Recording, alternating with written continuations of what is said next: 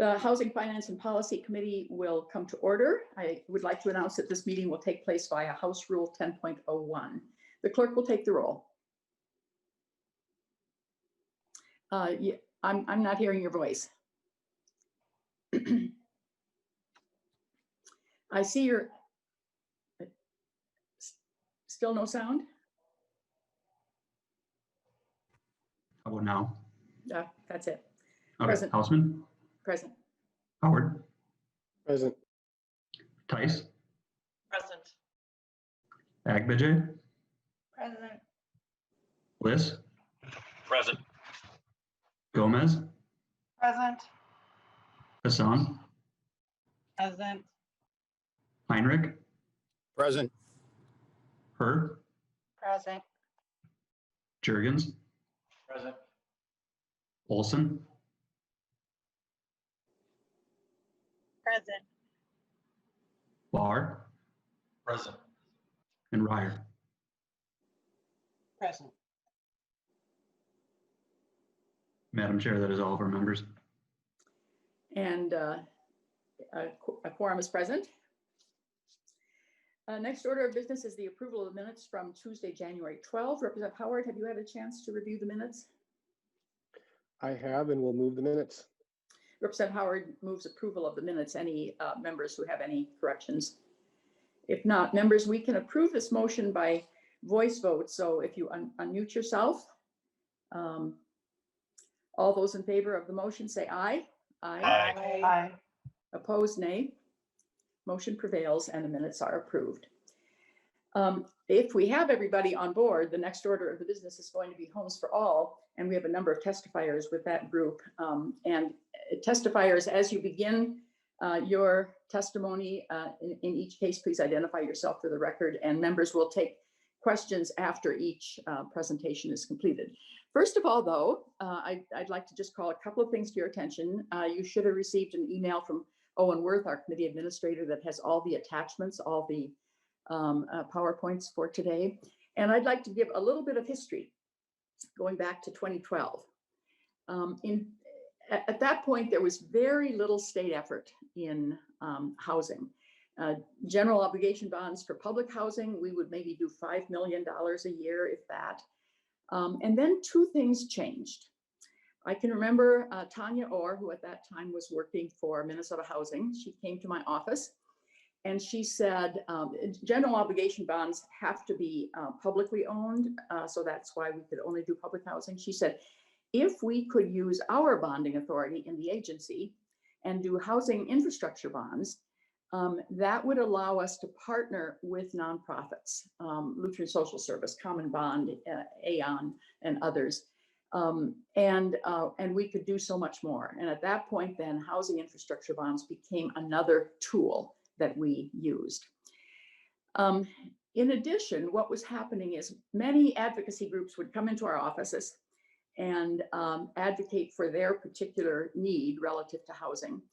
And there were so many people coming in about housing that kind of legislators' eyes would glaze over. Well, didn't I just have an appointment around housing? And so there was a year we got nothing because there were so many voices and no kind of cohesive effort. And I can remember visiting with housing advocates at the time to say, don't ever let this happen again. Work in the interim, sit around a table, figure out what your agenda is, and then come with a common agenda. And they did it. They actually did it. They organized, and now we have the Homes for All Coalition that we'll be hearing from this morning. And that has helped us come with a more unified voice. So a couple of things changed since 2012 that have allowed us to do a bit more. So my understanding is that Pastor Sue Kesterman and Chad Adams are Homes for All co-chairs, and that they are going to start by presenting the agenda. Pastor is Kesterman. I don't know if it's I'm pronouncing that correctly. Welcome Yes. to the committee. Thank you. Yes, it is Pastor Sue Kesterman, and thank you, Chair Hausman and committee members. Good morning. My name is Pastor Sue Kesterman, and I am the Chief Executive Officer at Churches United, located in Moorhead. We provide safe shelter, stable housing, nutritious food, and a path to healing for our neighbors in need in the Moorhead-Fargo area. You'll note I put Moorhead first because that's where my roots are, is here in Minnesota. I also have the privilege of serving as one of the co-chairs for the Homes for All Coalition. And we are so very thankful for the opportunity to join you today and appreciate the invitation. Many of you are likely familiar with the statewide Homes for All Coalition, but I want to take a moment to reintroduce the coalition. Founded in 2011, Homes for All brings together more than 270 organizations from around the state around a united cause, increasing access and resources to housing in Minnesota. The coalition is comprised of faith-based organizations, service providers, affordable housing developers and providers, organizations from the disability community, mental health providers, private entities, philanthropic organizations, nonprofits, local units of government, and many others from all around the state of Minnesota. We are so thankful to all of you for your support over the years, and we are asking you to again join us in supporting the Homes for All agenda for the 2021 legislative session. We all wish that we could solve housing instability and homelessness with the snap of our fingers, but the issues people face are complex, unique, and often perpetuated by systems and societal norms that have been unfair, particularly to our Black, Indigenous, and communities of color communities. For these reasons, our agenda is broad and expands the full continuum of housing. You will hear from one of our partners and endorsing members, the Minnesota Housing Partnership, later in the hearing about some of the research and statistics that will be helpful when thinking about the housing needs in our state. While we won't get into the specifics of our agenda today, we will provide an overview. Homes for All is committed to protecting rights and advancing equity for our unhoused neighbors, particularly those who are unsheltered or in shelters, as well as renters. To achieve this, we are advocating for game-changing legislation, including a Shelter Residents Bill of Rights, preventing sources of income discrimination, and eviction reforms. The coalition is also advocating for additional resources to support our shelters and services needed to help transition and stabilize people as they move from homelessness into housing. And members, if you note, there's a $sign by some. So the $sign indicates that is funding that will be sought. Others without the $sign are policy. Thank you, Representative Hausman. Many programs have been underfunded for years, and that is why we are seeking funding increases to proven programs like the Emergency Services Program, ESP, the Housing Supports Program, formerly GRH, and Bridges. We know that in order to achieve these policy and funding changes, we need to have effective conversations with all of you and with key stakeholders. And we need to seek adequate budget targets. Homes for All coalition members are committed to this work because we know that the needs are so great and that where we live impacts every part of our lives. Finally, we are constantly striving to be more inclusive and representative. We are especially thankful to those with a lived experience of homelessness and housing crisis.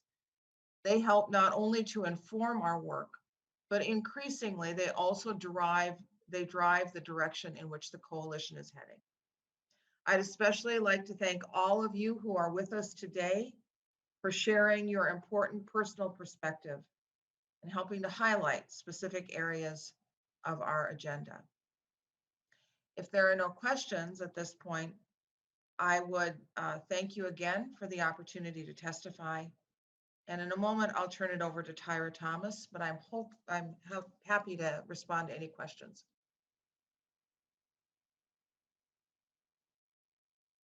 Representative Hausman, I believe you're muted.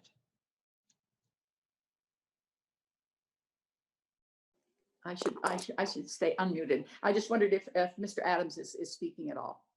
I believe Chad is going to join us towards the end. Okay.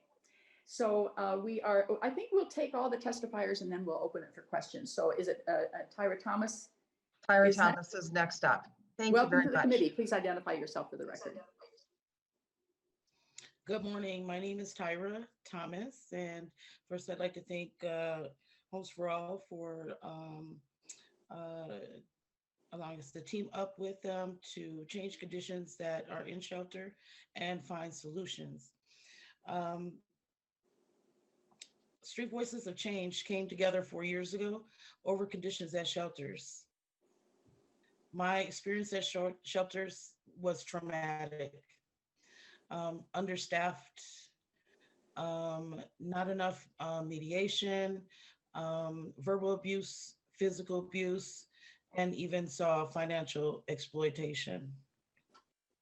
The Shelter Residents Bill of Rights came together from gathering with my brothers and sisters in homelessness to make a change, make things better at shelters. Shelters are so needed, as we experienced over the summer here with the encampments. A lot of folks in encampments, their responses were the same. They had to pay all their money. The rules were quite restrictive. People who were coupling could not be together, especially if they were caregiving. And then also folks that felt trauma at shelters who were treated unfairly. The Shelter Residents Bill of Rights came together so that people are to be ensured to be treated with dignity and respect, and all parties, including guests as well, are held accountable to make that place supportive, and folks can recover from being displaced and get the strength to resolve their housing issues. I want to thank Homes for All for allowing us to come together to do this really important work, because I know that there will be a time where, you know, it might not be a rent issue. I might be displaced by fire. I might be displaced by a flood or other things where I might have to go back to that shelter, and I don't want to be treated the way I was before. And thank you for allowing me to speak today, and I appreciate you. Thank you for being with us. And we have Jeremy Creasy with us. Hello, Chair Hausman and members of the housing community. My name is Jeremy Creasy, and thank you for the opportunity to testify today. Because the people who are crazy enough to think they can change the world are the ones who do. This is a quote from Steve Jobs. And if you don't know who Steve Jobs is, you are probably using one of the pieces of technology he has created by being a co-founder of Apple. I think we can change the world, or at least make a big difference in it or impact it. When I was 17, I ended up having a TBI, and because of it, I became epileptic, disabled, and later had mental health issues because of it. I tried to live just a pretty basic, normal life, proceeded to go through college and work, but I was overrun with the stress and having stress-induced seizures. I led trying to deal with that stress by dealing with it, by having and coping with it, by dealing with addiction. Through all that process of coping, now I am 4 years sober. I soon realized I must be crazy to keep getting back up after all the curveballs life threw at me. I saw a lot of people give up, but I knew anyone can make a difference if they want to and have something to fight for. This is why, me personally, I kept getting up, because I realized there must be more out there to fight for, rather deciding what factors or situations you are in. I've lived in many different types of housing situations, whether it's homelessness, sober housing, GRH, or housing supports as they're called now, to 90-day programs, to finally reaching one of my goals of being independent and living in my own apartment. And that's a huge step for a lot of people from being homelessness. That's a huge end goal. And some people have bigger goals from that.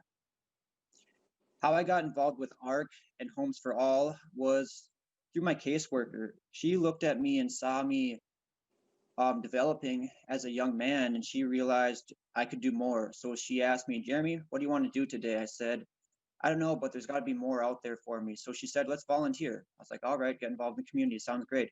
So I ended up volunteering at ARC, and my manager to this day saw potential in me.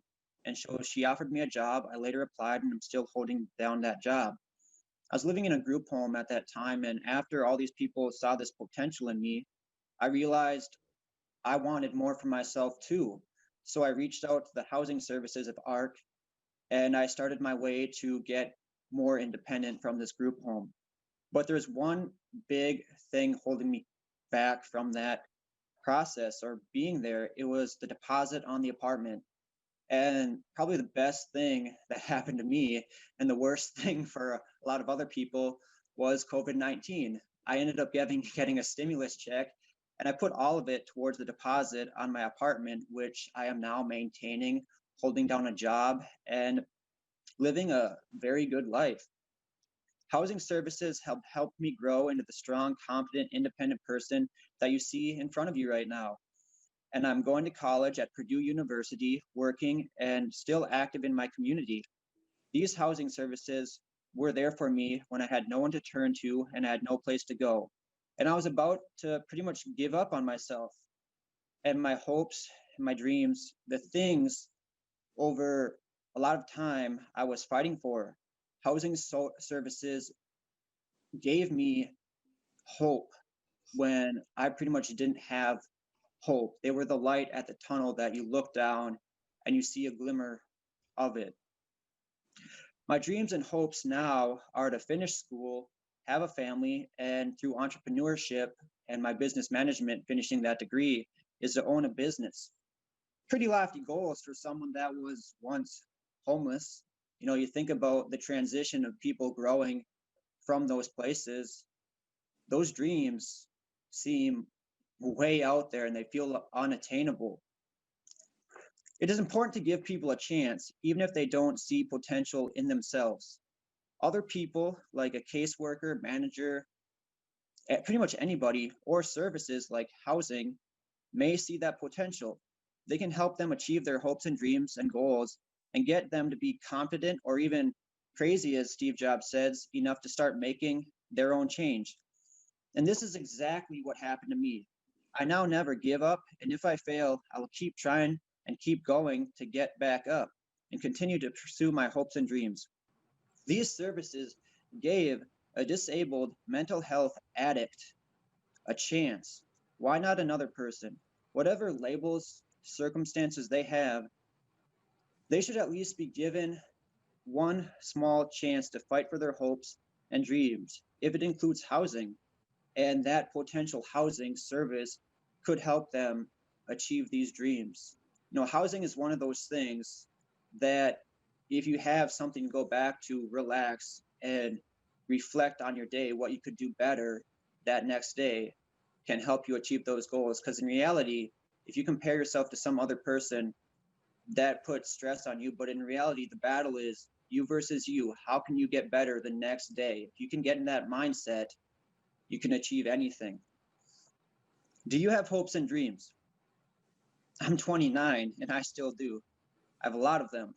Are they for yourself, your kids, your grandkids?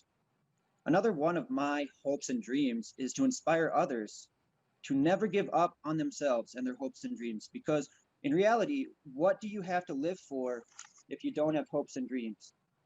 I personally, all of you, hope you never give up on your hopes and dreams, no matter how big or small they are, or maybe even crazy they sound, because if you keep fighting to achieve them, nothing can stop you. And that's the reality of it. Nothing can stop you, even if you have that small glimmer of hope inside you. That's the one thing you can keep fighting for, and that will drive you to achieve them. Thank Thank you you for your very time. much. And I hope you guys have a great rest of your day. Thank you very much, Mr. Creasy, for sharing. Mr. Creasy and I are pledged to one another that we won't give up. Linda Soderstrom is next. Good morning, Chair Houseman and committee members. I was invited here today to share with you my lived experience, which was that in 2015, I lived And at- if you will identify yourself for the record, please. I am so sorry. My name is Linda Soderstrom. I do live between Rochester and Winona in rural Minnesota at this time. The reason I come here today is that I wanted to let you know that I lived at Crossroads at Penn in 2015. And some of you have heard about that displacement. It was a mass displacement of 2,350 people when a new owner came in to upscale the building and reposition it in the marketplace. You can decorate a property, but you cannot redo a population. Human beings were impacted greatly, and some of my friends from Crossroads are still looking for their second, third, fourth, even one is looking for a fifth apartment since that displacement. Whole communities are impacted. School children by the hundreds lose their cohort and lose their progress. And that is why I wanted to ask that as part of the Homes for All continuum, that we look at preservation of existing properties. Some of the most affordable properties in this entire country have already been built. And to preserve those as affordable for communities without disrupting community is a very good goal, I think. And hopefully we can all work together in that way. The impact for me was that I moved a mile away. And though I do have a Section 8 voucher that ports with me wherever I needed to go in the nation, I was displaced again on the first day of the 24th month. So I was approaching my 70s and displaced twice in 2 years' time. Had to leave the Twin Cities because I was priced out. And the impact upon me were upon my health, upon my finances, and upon my standing in the community. I am currently with a group called Freedom from the Streets, No More Streets, and I'm also on the board of the Housing Justice Center. And I try to advocate with and for others. As Jeremy shared, the ability to be on Zoom with you today is actually a positive that's coming out of the COVID. And because I live 135 miles away, I could only have chosen to be on those two boards, but now I can continue with some of the other groups I advocate for. So thank you so much for your time today. And if you have any questions, we are all available to answer those. Thank you so kindly. Thank you very much. And we have Natividad Seafelt with us.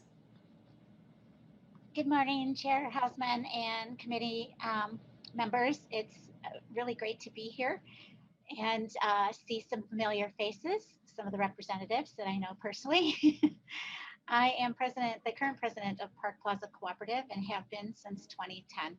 We are a manufactured home community that was given the opportunity to purchase our community. When I came home from work one day, we had a letter in our mail. It said, I am selling my community and would like to offer it up to you.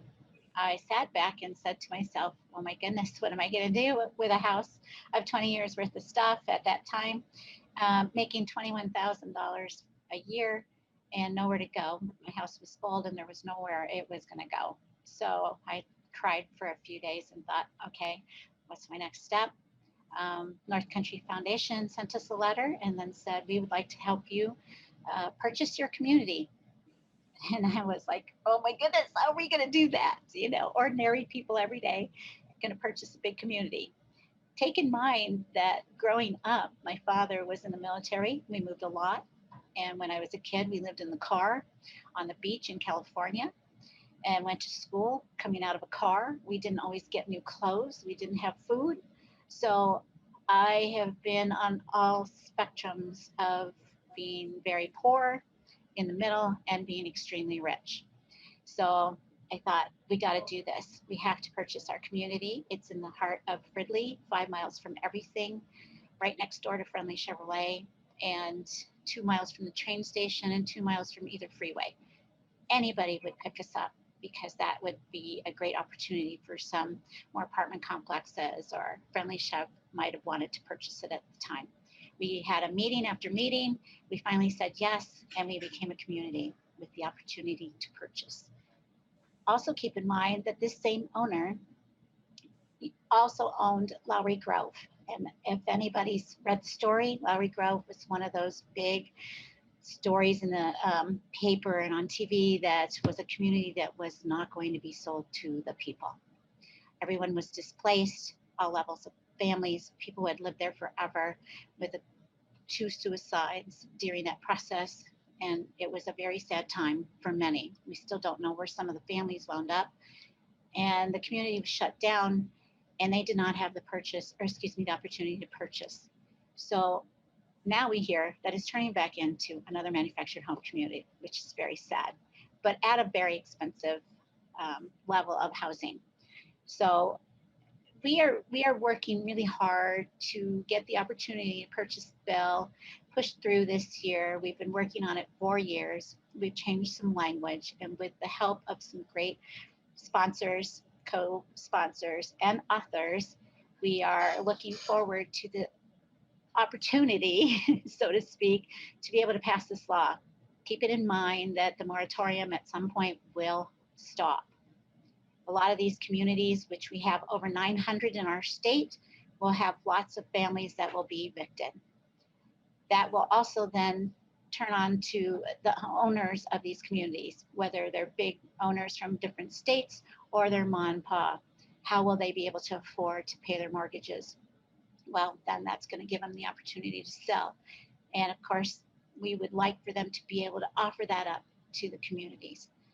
Being a co-op in the state of Minnesota has given us the opportunity to take control of our financials, take control of keeping our rents down, keeping everybody safe, stable, healthy, and working together as a community. I always wanted to go back to 1960 when you could knock on your neighbor's door and say, can I have some eggs or sugar, or do you want to babysit my kids, right? Here we are in the 20th century, living in a small little community of a little over 200 members. I think we have 81 total families right now. And we do that every day. We help each other, we shovel, we babysit, we get food for each other and stuff. And we're in 1960, back in the 20th century, right? Which is the best thing ever. But we can't do that if we don't have the opportunity to purchase for all the communities across the state. We need the chance to be able to do that and give them the chance to take control of their land and marry it to their homes so that they don't ever get displaced again. You can't take your home anywhere if it's old. In fact, you can't even take it anywhere if it's new, because you're not always going to be able to do that. So I would like to see us work really, really hard together. State Representative Michael Howard knows about this very well. To try and get this bill passed this year and give us the chance to spread the love of becoming a co-op and taking control of ourselves, and not have someone over us raising the rent every 6 months. One good example is a community sold. The next morning, the rent went up $100. If you're on a fixed income, how can you afford an extra $100? You're not going to be able to do that. You'll be on the streets, and it doesn't matter how old you are or how many people are in your home, you'll be on the streets at $100 extra. Even 20, some people are struggling with $20. So our story is big, large, and in charge. So please help us, and thank you so very much for having us today. Thank you very much. So members, we've heard 4 stories. The complexity of, as people struggle in their lives, to continue to have a safe place to sleep at night. And the stories, I think, have helped us understand that. And we are going to conclude with Chad Adams, who is a Homes for All co-chair. Mr. Adams. Good morning, Madam Chair and members of the committee. My name is Chad Adams, and I am the CEO of the Southwest Minnesota Housing Partnership, with offices in Slayton and Mankato, Minnesota. I've been the CEO for Southwest Minnesota Housing Partnership for 18 months, but I previously served in local government management as a city administrator and manager for 20 years. Prior to this position, most recently as a city manager of Albert Lea, where I advanced a number of housing initiatives throughout Southeast Minnesota and in Albert Lea. Southwest Minnesota Housing Partnership promotes and delivers a high-quality, comprehensive menu of services, and our goal is to support preservation, stability, and economic development across 30 counties in southwestern and south central Minnesota. And this past fall, I was also elected as a co-chair of the Homes for All Coalition. Like many issues, as Pastor Sue indicated, working to solve Minnesota's affordable housing crisis is complex, but a safe, affordable, and accessible home is a necessary foundation if we want to have a better education outcomes for our children, healthcare that has meaningful long-term benefits, and economic stability for our communities. For these reasons, we are also advocating for more housing opportunities in Minnesota. Homes for All's agenda is also focused on creating and preserving more homes. We are very grateful for the passage of the bonding bill this last fall, but we need consistent state financial investments. As with every legislative session, we remain committed in 2021 to seek bonding funds for affordable housing. We also see changes to the 4D tax classification rate as helpful to preserving naturally occurring affordable housing, along with required 30-year minimum terms in exchange for state financial investments and developments. And as you heard from Linda, displacement has lasting consequences for households, schools, communities, and the economy. Minnesota has so much work to do in order to provide more opportunities for ownership and wealth building to lower income, but financially ready households, especially for our Black, Indigenous, and people of color communities. This is why we are advocating for the opportunity for residents of manufactured home parks to purchase the land to save this crucial affordable housing around the state, as well as secure funding through the capture of the mortgage and registry deed tax to support affordable home ownership. Additionally, it's also important that I note that the coalition's commitment to being responsive to emergencies related to the COVID-19 pandemic, particularly around gap funding to help mortgage holders struggling and to prevent a wave of life-altering evictions from happening. Before I close, I'd like to take just a few seconds to acknowledge the hard work that so many coalition members put into advancing our collective work. We have a passionate people and organizations supporting this important work throughout the state. The coronavirus pandemic has added an additional layer of stress to all of our member organizations, especially those on the ground that were already stretched thin. To all of the Homes for All members out there working double time and still showing up to advocate, thank you. I also want to thank the committee for the opportunity to testify today. We look forward to working with you all, and we are very happy to answer any questions you may have. And as I understand, you represent 290 endorsing organizations. Is that correct? Correct. Over 270 endorsing organizations throughout the entirety of the state. Thank you very much. Mr. Worth, do we have questions for Homes for All? Representative Howard has a question. Representative Howard. Thank you, Madam Chair. And it's a bit of a comment, and mainly to thank the testifiers and to comment just on the power of advocacy. And specifically, I want to thank Linda. It's really good to see you. I don't think I would be here sitting in this committee if not for Linda. The story that she mentioned happened at Crossroads in my community in Richfield. At that time, I was on the city council, had only been there a couple months when this trauma happened to our community. And in government, at city government, at state government, we were all caught flat-footed at this new, this emerging trend in the market where speculators really were coming, buying up these facilities, and mass displacements were happening. We had over 100 children in Richfield leave our schools because of this. 38 of those kids experienced homelessness as a result of this mass displacement.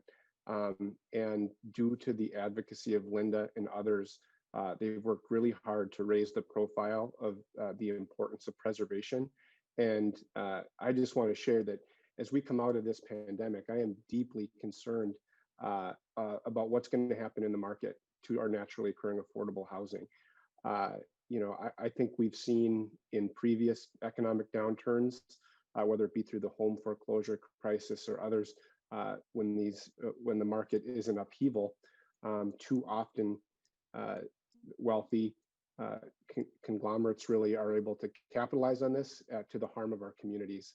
And so I just wanted to thank Linda for being here and for her advocacy and for the advocacy of everyone for Homes for All. Thanks, Madam Chair. Thank you. Mr. Worth, any others? Representative Ryer has a question. Representative Ryer. Thank you, Madam Chair. I just wanted really to make a comment as well, specifically to thank Ms. Thomas, Mr. Creasy, Ms. Soderstrom, and Ms. Seefeld. To me, what your testimony has done is help us keep front and center in our minds that there is not one size fits all for solutions, that if we are looking at a way to address housing issues and solve homelessness as well, and prevent it, we need to be thinking about individual stories like yours. And when people will come forward as you have done and share your experiences with us, it helps us move forward and know some examples and the life impact that our work has. I'm a first-time legislator, and so I am especially grateful and wanted to thank you. Thank you very much. Mr. Worth, others? Representative Tice has a question. Representative Tice. Thank you, Madam Chair. I just want to thank everyone for the wonderful testimonials you give. It really is encouraging.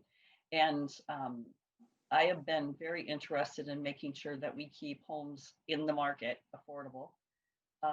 Being in building remodeling, I understand how that rollover happens, but I also see the need for keeping it where it is. So I'm very committed to making sure that we keep things, housing where it is, and really appreciate your efforts in keeping us aware of it, but also look forward to working with any legislation that we can do. So thank you very much. It's been very inspiring this morning listening to everyone and bringing forward what we need to be focusing on. Thank you. Mr. Worth, others? Madam Chair, there are no other questions at this time. Okay. Thank you very much to all the testifiers, to Homes for All, and to members for your participation. The challenge is great, but we have wonderful partners, and we're going to hear from two of them today. We're not in this alone, and there's a lot of good work going on out there. And we will first have a presentation from Ann Mavity with the Minnesota Housing Partnership. Ms. Mavity, welcome to the committee, and please identify yourself for the record. Thank you so much. Yes, so my name is Ann Mavity. I'm the Executive Director of the Minnesota Housing Partnership. And I'm also here on the line is Libby Murphy. She is our Deputy Policy Director. And if you haven't met her yet, you will. She leads our work at the Capitol. And all of us are here to be a resource for all of you as you are looking at and understanding the variety of policy proposals that will come before this committee this year. So today I'm hoping to provide you an understanding of affordable housing broadly, some of the terms that you're going to be hearing over and over and over, and talk a little bit about some of these housing trends. I also just wanted to say that I want to also thank the Homes for All speakers in really grounding us in the reality of these housing challenges. And it's a reminder that the work of this committee really has such dramatic impacts on the lives of real people in your districts and around the state. Mm-hmm.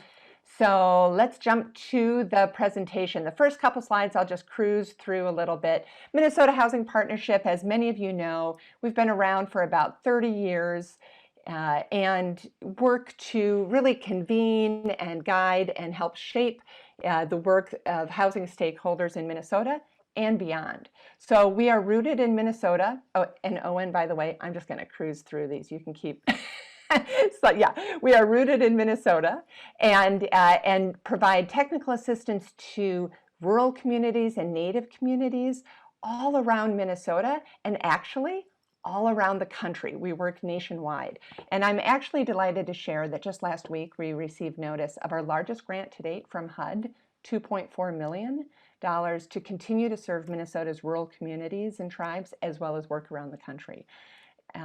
So in addition to that work, we also produce research that makes the case for investing in affordable housing. So we're, and in addition to that, and I'll be talking about some of that research as well as other people's research and bringing all that together to help inform your decisions. And then we also advance policy solutions and investments in affordable housing. So one of those examples of a sort of solution-oriented approach that we've done is local housing trust funds. So we use some of our federal funding to help research and create a manual for local communities in Minnesota to help establish local housing trust funds. And now we're working with a number of them around the state to establish their own local housing trust funds locally. And we're happy to connect you with some of your communities that are doing that if you're interested. So, and you can get that manual off our website. I'll also note that every biennium we create a State of the State of Housing report. That report will be released in several weeks, and we'll make sure that all of you get it, and that will provide both legislative district housing fact sheets as well as county fact sheets as well. So why does housing matter? You know, when I heard all of your introductions last Tuesday, one of the things that was really meaningful to me was as each of you introduced yourself, you talked about your housing story. We all have it. And whether that's a lovely and nostalgic sort of memories about a stable home and a supportive community, or if it's a dramatic story of housing instability or through refugee camps, either way, whatever path has led you here, all of us understand that critical importance of home. And housing does matter. It impacts every part of our lives, from workers to seniors, our children. We talk a lot about how important it is as a stable platform for children to learn and thrive and grow in a healthy way. You know that as well as I. So let's talk a little bit about some of the terms that you'll be using along the way as you are considering all these housing proposals that are coming before you. So the first thing is, what does that mean when we say affordable housing? And frankly, there's not a single definition, but the common definition is talking about it as paying no more than 30% of your gross income on housing. So that is supposed to leave you enough money for other needs you might have, getting medicine or food or transportation. But clearly that's not pure, because 30% of a low-wage worker salary, maybe $15,000 a year, that only leaves you $10,000 for the whole year for everything, whereas 30% of $100,000 leaves you a whole lot more expendable income. And so it obviously impacts lower income folks more. So some other terms that we talk about then are, that you'll hear a lot about, is cost burden. And so I just want to review that with you about what does that mean. So when we talk about cost burden, that means you're paying more than 30% of your income for housing. A severe cost burden means that you're paying more than half your income for housing. Other terms you'll hear a lot is extremely low income, which typically means those households making 30% AMI and below. Now for the Twin Cities, what is AMI? The area median income really means that middle income. So half the folks are making above it, half are making less. In the Twin Cities area, that has just gone beyond 100,000 a year. And so it's easy to do the math. 30% is generally 30,000. But you'll hear a lot about area median income. It's really important to contextualize that when you hear it, because every community's median income really impacts sort of how that housing, access to housing impacts them locally. And you know that. So let's talk about why housing is so unaffordable. Basically, wages aren't keeping up with housing costs. Almost all the top in-demand jobs that we're seeing that are growing, most of them don't pay enough to afford a two-bedroom apartment. And Minnesota's housing crisis is hitting the hardest for these low-wage workers, who are the backbone of our communities, right? And those jobs that have projected growth, like home health aides, the folks that are taking care of my mom or delivering all this food to our houses these days, those wages don't make enough to pay the rent. So wages just simply aren't keeping up. And what does that mean? on the next slide, what that means is that more than 25% of Minnesota households are paying more than they can afford for housing. That's both renter and homeowners. And that was before the pandemic and economic shutdowns. So again, it makes it so much harder to afford these other necessities that we all need to thrive: food, clothing, transportation, medical care. And it's important to note that this is across the state. So as you look at the renter cost burden, some of the worst cost burdens are in north and northeast, north central parts of the state. I'll also note that the Fargo-Moorhead, or Moorhead-Fargo, as Pastor Sue was mentioning earlier today, has the highest percent of renter cost burden at 56%. That means that more than half of all the renters in that area are paying too much for their housing and leaving them stressed. And I'll note that 97%, nearly every county in Minnesota, has more than a third of its renters paying more than they can afford for rent. Now, we can't talk about this without understanding that everything we do in housing has been informed by decades and decades of racist housing policies. And so when we look at the cost burden, we see here in this slide that BIPOC households, Black, Indigenous, people of color, they experience more cost burdens than white households throughout the state, and they're more likely to pay too much for their housing. Now, COVID has been exacerbating these trends, especially for our lowest wage workers. What this slide is talking about is, and this is before, some of our data is a little complicated because we are seeing the positive and impactful outcomes that rental assistance and some of these federal unemployment dollars have had. But without that kind of support, this chart shows that as expired federal unemployment insurance payments, we're leaving low-wage workers with almost no money to pay rent or no money for the rest of their lives after rent was paid. So again, back to racial disparities. One of the things we know is that decades and centuries of methodical and intentional racist housing policies have resulted in unequal housing opportunities and the outcomes we see today. So for example, if you're a person of color, you're half as likely to be a homeowner, you're 2.5 times as likely to be severely cost burdened, paying more than you can afford, and you're more than 6 times more likely to experience homelessness. So what we like to say is that we need to have the same intention and strategy and method that these policies were created out of. We need to use that same level of intention to remove these embedded discriminatory barriers. So we're going to be hearing a lot about the need for housing assistance.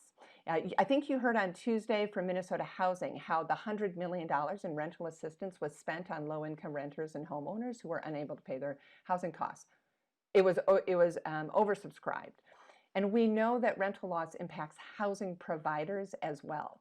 Right now in Minnesota, the total rental income losses through mid-2021 or so are estimated anywhere between, in a best case scenario, 200 million, and in a worst case scenario, up to 400 million. And these property owners are small business owners who need their income, their rental income, to pay their own costs, the debt on the property, taxes, etc. So traditionally, the federal government has helped get these rents paid through the Housing Choice Voucher Program. And that has helped to bridge the gap between the wages that we saw earlier that aren't keeping up with housing costs. But the problem is that even while our population has been growing, the actual number of vouchers funded has been reduced in Minnesota and across the country. So what does that mean? That means that, and you'll see this in the next slide, that now nearly 4 out of 5 households that are eligible to receive rental assistance don't get it. We used to say 3 out of 4, but it's been getting worse. And you're seeing this in the waiting list that lasts for years. Maybe you recall a couple years back when Met Council opened its waiting list for its new voucher applications. They have 600 vouchers, by the way, all of which are currently in use, right? It's only the annual turnover that allows them to issue new vouchers. 36,000 people applied for those. So what's interesting and notable on this slide is that the second half of that slide, by the way, I think we have to always emphasize, everyone gets some assistance. We get it if you own a home. Thank you. Just want to be sure we underscore that. Well, that is absolutely right. That there is a narrative out there that somehow that we are paying so much money for low-income households in housing. But in fact, homeowners receive more subsidies through the mortgage interest deduction than low-income households do. And the next slide, just briefly, just broadly, it's a little bit of a dated slide, but what this is showing you is the lower incomes are the dark blue. This is the federal money spent on housing assistance. And the light blue on the right-hand side is showing you how much money is spent, typically through the mortgage interest deduction tax, on upper income households. So this idea about who is benefiting from our housing assistance, I think, needs to be re-examined. So let's talk briefly about evictions. So this issue of rental assistance becomes increasingly urgent during these times with COVID and the economic shutdown. And I just want to note, today's Star Tribune business page, if you haven't seen it, has a great article on the pace of rental payments, which tells an interesting story of how rental assistance is in fact working, and it's helping to keep people housed. So HUD and the Census Department started this survey called the Pulse Survey that has been tracking rental payments and rental non-payments through the COVID. And it's indicated that 40% of Minnesota adults are in households that weren't current on rent or mortgage. Now, that could be as many as 50 to 75,000 households in Minnesota that could be subject to eviction once the moratorium is lifted, just for non-payment. And that's versus 10 to 12,000 a year. However, the rental assistance is working, and it's going a long way to mitigate those numbers. And as you know, we now have $375 million in rental assistance that's coming into Minnesota from the federal government's Emergency Relief Act. So hopefully that'll go a long way. But it's in mitigating evictions. But it's an important takeaway on how important rental assistance is and how effective it is. So let's talk about production here. The next couple slides I'm going to go through were produced by Minnesota Housing, and maybe you've seen them, as part of the governor's housing task force a couple years ago. And they help explain why there's such a mismatch between the need and demand for affordable housing and the supply of it. So the first one, the first one here shows that about 8,800 units were produced in a single year. I think that's about 2017. And each color on this chart represents an income target. Green is the lowest income and dark blue is the highest income. And of the total units produced by the market, the current distribution, as shown in dark blue, the vast majority of all units were for renters making 80% or more of the area median income, the highest income renters. And if you look really closely at that top bar, the green line on the left-hand side represents about 100 units of housing that was affordable to people at the lowest income, at 30% below, you know, the folks giving us our coffee and taking care of our kids. So you can see that the market is just not producing units that are affordable to minimum wage and low wage workers.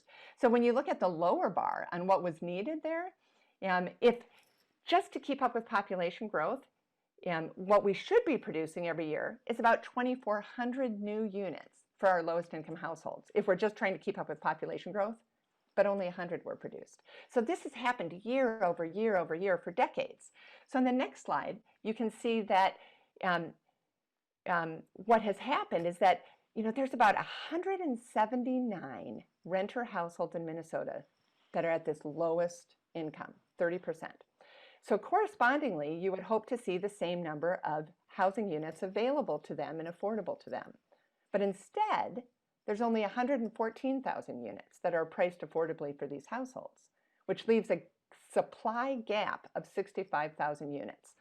So think about that. That's what we're trying to build toward, that 65 units. But worse is that nearly half of the 114,000 units that we have are actually occupied by higher income households. That's why low income households are so cost burdened. So when we look at the future supply and the needs that we have. This slide shows that straight green line across is indicating the new housing that's needed just for year-over-year population growth. But it's also showing us that that recession, that 10 years from about 2006 to 2016, production plummeted dramatically, which means it needs to accelerate dramatically over the next several years to catch up, to fill the gap of that production shortage when we're recovering from the recession. And really, it's going to take about 20 years to fully correct from that economic challenge. So we don't fully know what the challenges we're now in and will result in, but we're hopeful that housing production continues actually now at a steady pace, and that's good. It's what we want to see, and it's why we need continued investments.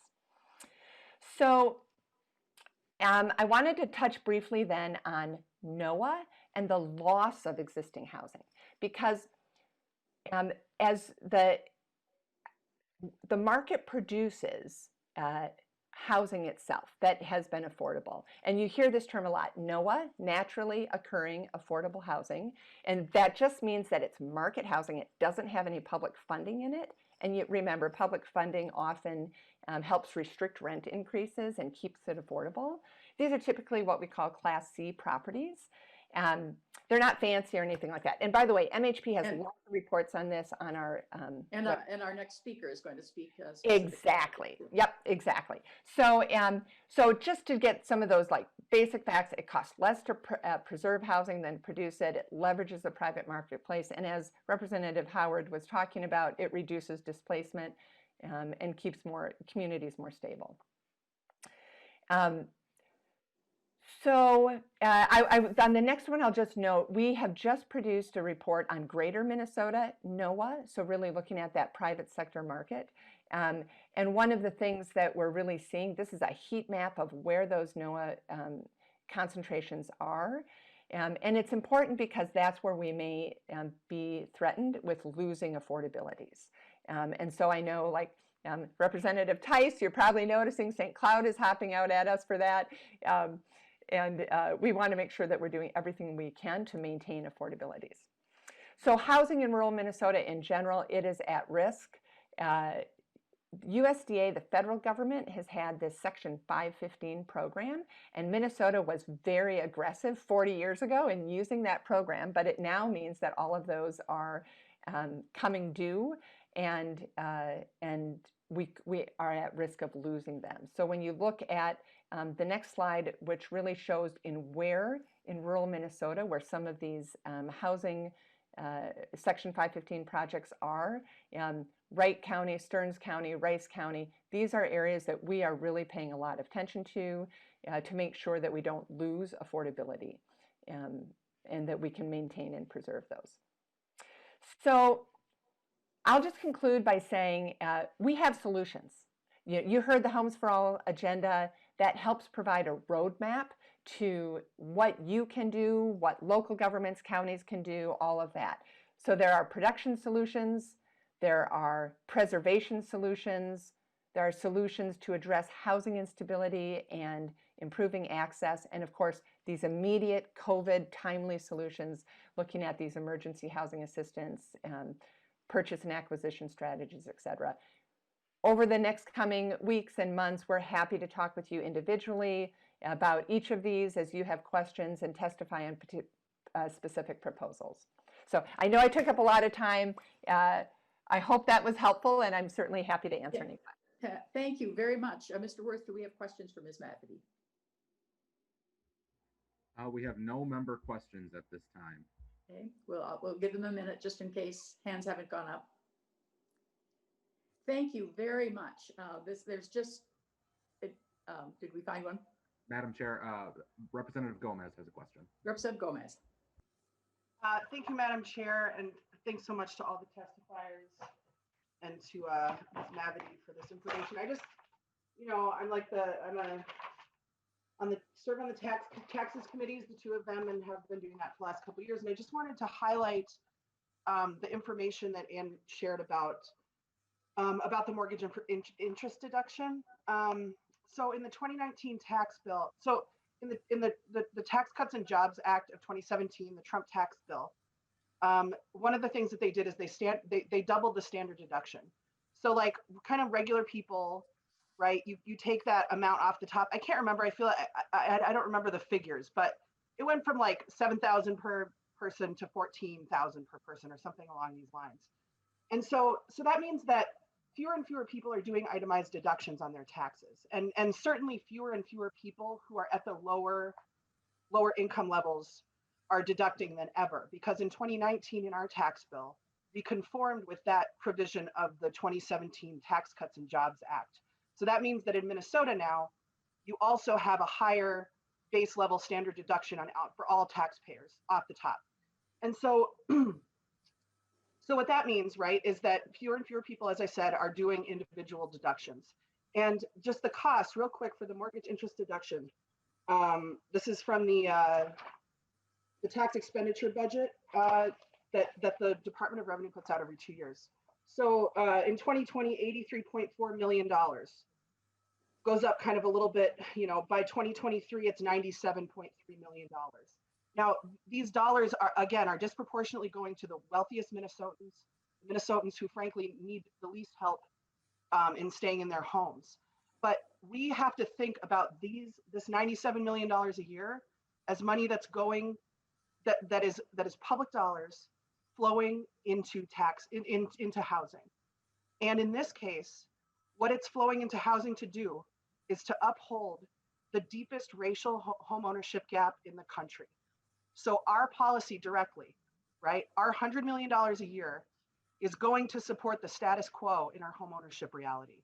And so I just wanted to highlight that because. Okay, and then and we can get back to that too after our third speaker. If I could just finish I have just very, very quickly.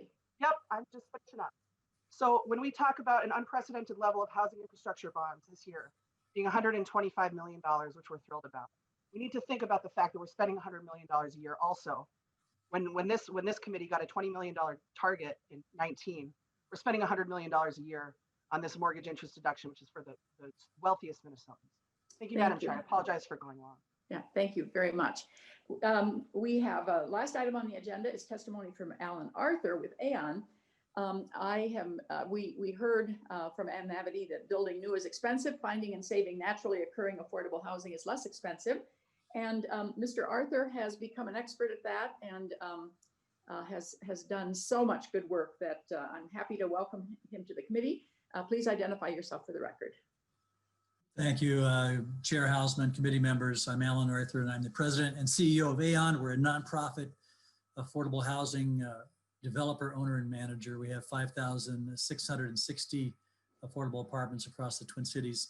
And I'm not sure I'm an expert at anything, really, frankly. And but I have been doing this for a little while, for about 50 years. So in the housing, real estate, construction, et cetera, business. So I've been around a little while.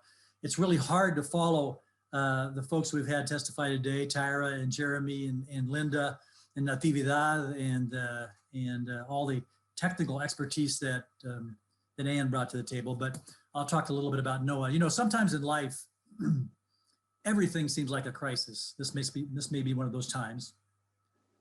It helps me at least, to take a step back and say, what are my values? What are my priorities? What's important to me in my life, my family, and my neighborhood and community? For human beings, you know, the top of that list is air. It's kind of important for us. Water, food. Home is right up there. You know, I'm lucky. I'm still eating 3 meals a day. I'm one of the lucky ones. And but home is right up there. It's critical in our lives. That feeling of safety and security when we walk in through that door after a hard day's work, where we connect with people, our families that we care about, friends, connect within the community, a place that we make ours, we take responsibility for. For many in our community, as Ann and others have pointed out, for social, economic, and policy reasons, and long-term ones, by the way, 30, 40 years of them, homelessness is about to double. It may triple. That was going to be true before COVID-19. A key problem is, as others have said, this significant ongoing loss of affordable housing, including the Noahs that have been talked about, but also including the manufactured home parks that Natividad and others talked about. You know, our recent real estate report just came out this week, actually, predicts increasing demand from local and national investors buying properties, including those Noahs, including manufactured home parks, and pushing rents higher. That's why they're buying them. That's their primary goal. That's what the marketplace does. There are many, many contributing factors to these affordable housing problems we face, but it's fundamentally an economic equity issue. More and more of our neighbors have insufficient resources to capitalize and recapitalize housing in the marketplace. So, you know, from a comparison standpoint, air is being sucked out of the lives of our families and individuals. The lake is drying up. There's less and less food on the tables. Each year, the state of Minnesota annually loses more affordable housing units than we create. And that's been true for quite a number of years. It's further and further out of reach. And of course, it's logical that that's unsustainable for the families and individuals and institutions, our communities, our businesses who rely on those minimum wage, those low wage service workers to survive. You'll have already heard and you'll continue to hear about a lot of proposed programs and initiatives. And I'm here to tell you that there's not a single one that isn't logical or useful. The need and demand are that great. Whether it's a Noaa funding bill, the 4D tax program proposals, significant rent support and assistance proposals, both near-term rental assistance as well as long-term program proposals, all of them are going to be necessary to meet the challenge we face. We need to both create and preserve affordable housing, but preserving is half or less as expensive as creating new. In the past 3 years, Aeon has rescued 3,000 affordable Noaa units from facing the path of rapidly increasing rents and family dislocation that Representative Howard and others have talked about. Aeon continues to work with those existing properties on longer-term plans to not only try to keep them affordable, but improve them from a physical and capital standpoint.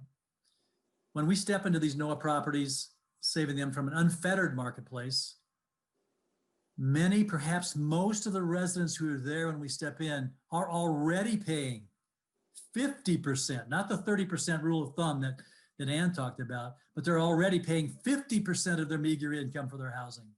So any kind of rent increase is crushing, untenable, not going to work.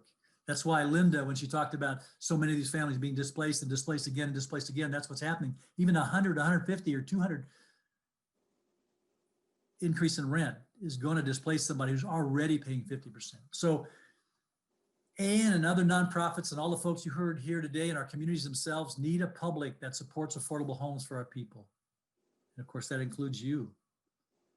I'm happy to answer any questions that I can answer. So Thanks. the point is, you will find a property and with your own finances, save it, because if another developer comes along, they may renovate and raise rents and displace people who are currently living there. That's what's happening. It's happening over and over again. And just to be clear, when I say our own money, we don't have free money in our pockets. It's using the really low interest rates that are out there in the world today, as well as some equity investors who expect a lower return, a really way lower return, rather than the marketplace's 10 to 15 to 20% requirement or expectations for return on equity. We're working with people, individuals who might expect as little as a 2% return, and in local institutions and foundations who might only expect a 5% return or 7% return. And just to be clear, for every percent difference in return that one of our partners or equity investors expects,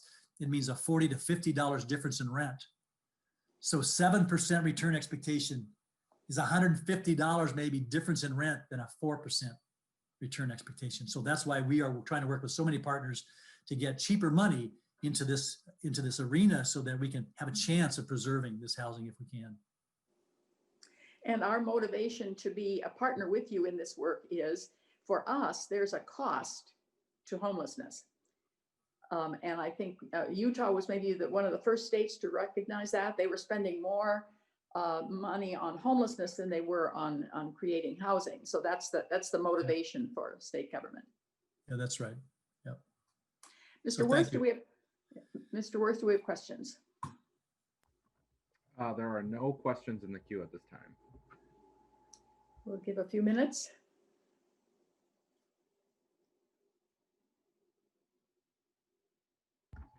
Representative Ryer has a question. Representative Ryer.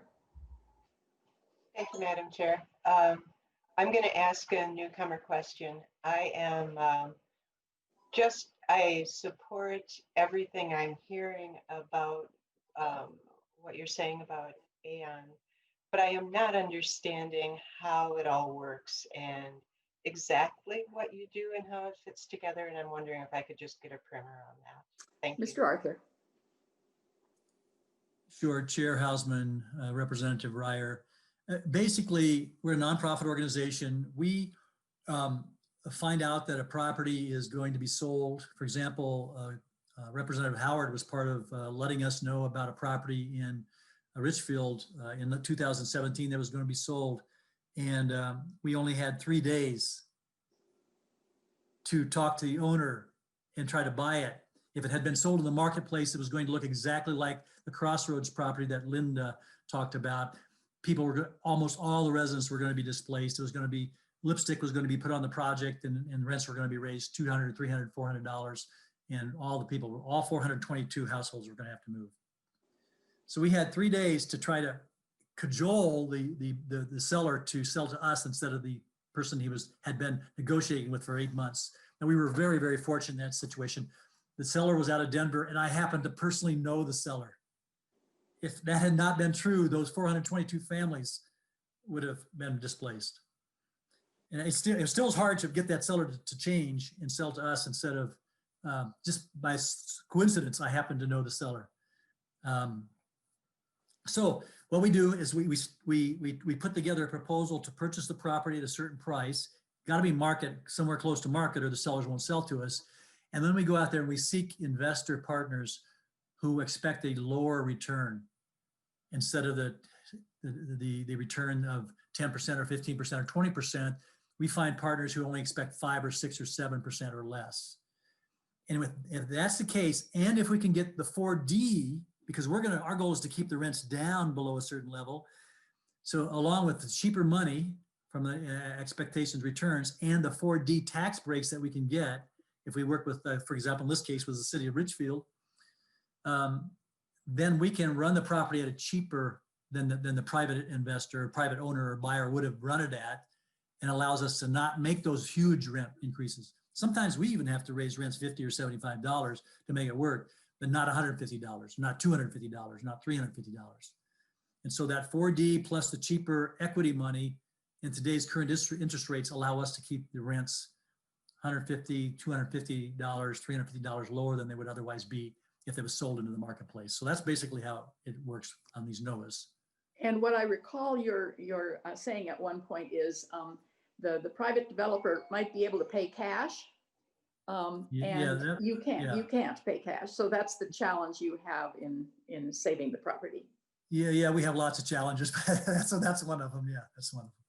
Now, I seem to recall in a last conversation I had with you that you said you're beginning to see some change, that some of the investors are beginning to understand we have to figure out how to save these properties and keep the rents low, that you were seeing a shift. Yeah, I think we have more and more, institutions, both cities, communities, as well as foundations and others that understand that we have to come up with a cheaper capital to preserve these. You know, the interesting thing is that some people think I'm beating up on the private marketplace, and there are some times when I do, but truthfully, they're doing what they do. They're doing what they do.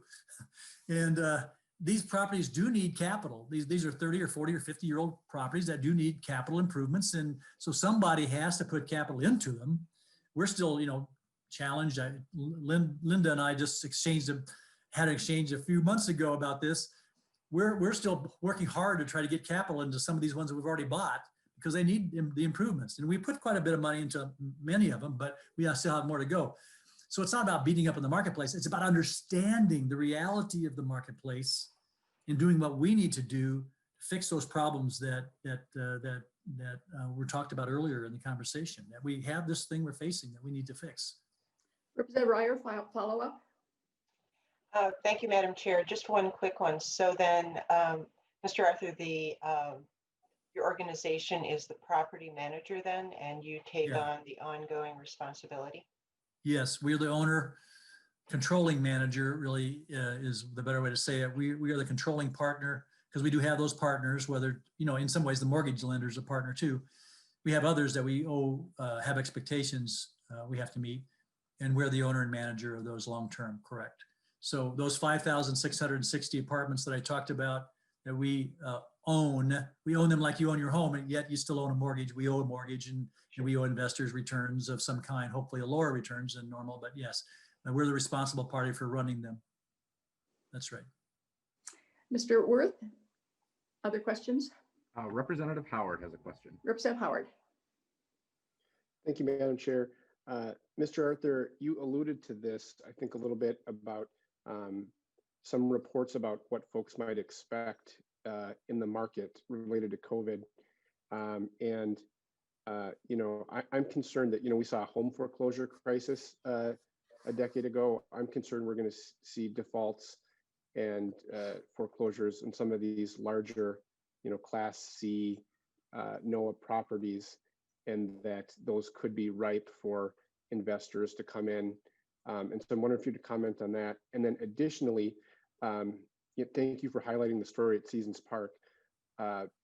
It was just the outcome difference was enormous for a community. That saved the homes of over 300 kids in Richfield. And what I wanted to see if you'd comment on is, this isn't unique in Richfield. If money was no object, my guess is Aeon would be able to pursue many more endeavors like that. But as you said, Aeon's a nonprofit competing with for-profits. And so there needs to be more resources to bear. So there's a lot there, but if you wouldn't mind commenting. Mr. Arthur. Yes, Chair Hausman, Representative Howard. Yeah, on the marketplace in March, if I would have predicted about some of the owners of multifamily properties would have been in dire consequences, and I was predicting also that we'd see a lot of foreclosures. I'm not clear that that's the case. I think demand for housing is so great that many of them are getting through this period. And if it doesn't last too much longer, I'm not clear about how many foreclosures we'll have and that opportunity. But there is going to be opportunity that is not going to be, usually when we talk about opportunity like that, we think maybe the prices will fall for these properties. I do not see that happening because it's the law of supply and demand. There's so many investors from the East Coast and West Coast and locally that are chasing these properties that I don't think the costs are going to go down. There is a recent prediction that many of these properties are going to come to the market in the next 2 years. That people are seeing this is the time to sell them with the low interest rates out there in the world. And so they are going to change hands. If they change hands, that means the rents have to go up to support both the capital recapitalization and the equity recovery that the existing owners are going to get. And so, yes, we're going to see a lot of sales skyrocket is being predicted in the next couple of years. And the second question was about, I can't remember what it was now. Representative Howard. Thank you, Madam Chair. Just if you, you're in competition for these properties, at times, and I wonder if you'd comment on sort of, if money were no object, so to speak, basically the mismatch of sort of resources that are out there for the nonprofits versus the for-profits. Yeah,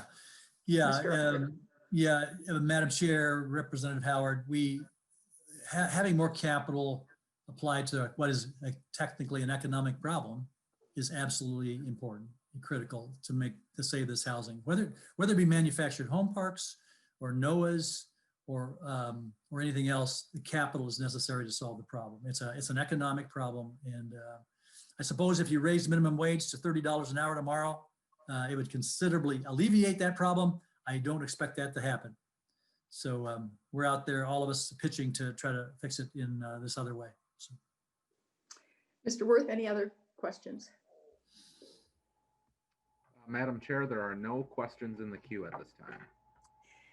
Well, there's just a lot of information between these three organizations that have shared with us today. at our next gathering, we're going to hear from some additional nonprofits that we've been partners with.